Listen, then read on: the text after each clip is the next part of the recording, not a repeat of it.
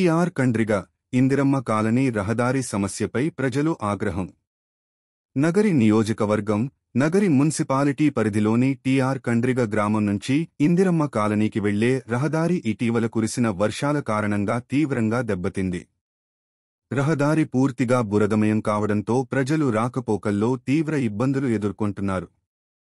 Indiramma colony ఏర్పాటు చేసినప్పటి నుంచి రహదారి సమస్యను పలుమార్లు అధికారుల దృష్టికి తీసుకెళ్లినా సరైన చర్యలు చేపట్టకపోవడంతో ప్రజలు రోడ్డుపైకి వచ్చి ధర్నా చేపట్టారు.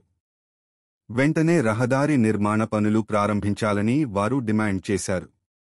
ప్రజల ఆందోళనపై స్పందించిన ప్రభుత్వాధికారులు వానలు తగ్గిన వెంటనే బీటీ రోడ్డు వేస్తామని హామీ ఇచ్చారు. అంతవరకు తాత్కాలికంగా బురద సమస్యను తగ్గించేందుకు గ్రావెల్ తోలించి రహదారిని సర్దుబాటు చేసినట్టు తెలిపారు.